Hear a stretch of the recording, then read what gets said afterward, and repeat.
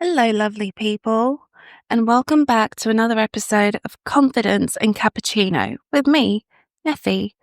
This is our cozy corner, a little escape where we sip coffee, share stories, and learn how to build confidence one conversation at a time.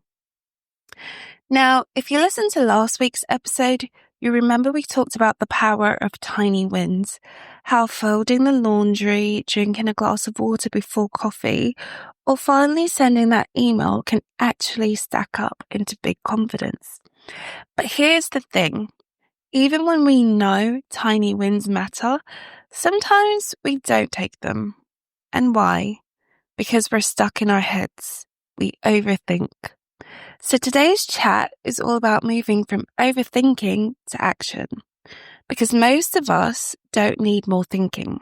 What we need, what really changes things is the doing. Let me start with a confession. There was a time I spent 3 whole days, yes, 3 days, trying to write the perfect email.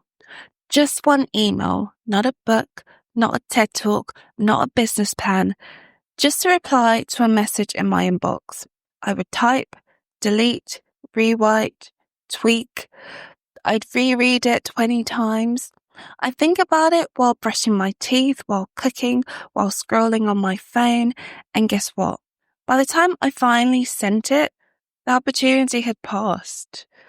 And the funny or sad thing is, the person on the other end probably wasn't analyzing it nearly as much as I was. That was overthinking. It tricks us into believing we're being productive, but really it's a mental quicksand. The more we wrestle with it, the deeper we sink. Part 1. Why we overthink. Now, why do we do this? Why do we overthink?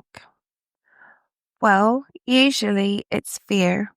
Fear of making a mistake, fear of looking silly, fear of what people will think. Sometimes it's perfectionism. So this need for everything to be polished before it leaves our hands. You know, the I'll start when it's perfect mentality. And sometimes it's just a way of stalling. We tell ourselves we need more time, more research, more preparation. But let's be real. That's just procrastination wearing a fancy outfit. It's like standing at the edge of a swimming pool saying, I'll jump when I feel ready. But the truth, you don't feel ready until you actually jump. The action creates the readiness, not the other way around. Part 2. The cost of overthinking. And what's the cost of all this overthinking? Because there is one. Number 1, it drains our energy. Have you ever spent longer choosing a Netflix film than actually watching one? That's overthinking. By the time you decide, you're too tired to enjoy it. And number 2, it delays progress. Opportunities slip away while we're still drafting the perfect plan. And number 3, this one stings a bit. Overthinking erodes our confidence. Because every time we don't follow through, we're quietly telling ourselves, see, you can't do it.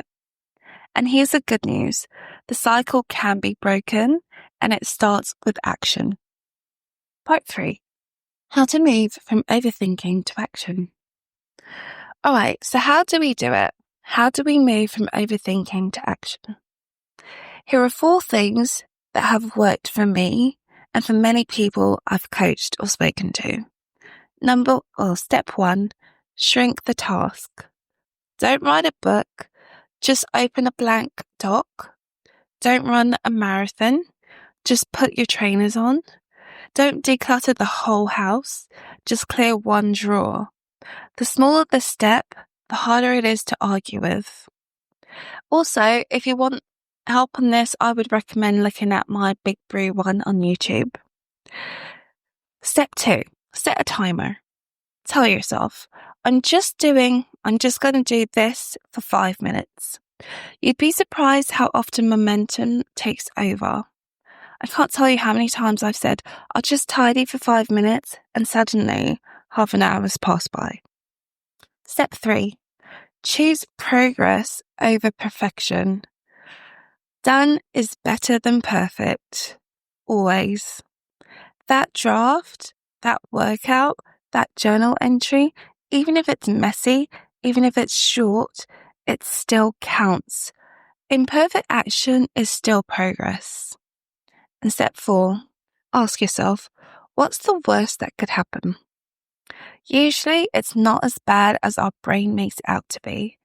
The email might not be perfect, but at least it's sent. The workout might be short, but at least you moved your body.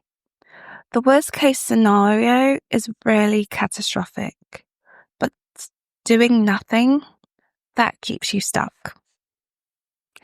Real life inspiration. So I'll give you a real example.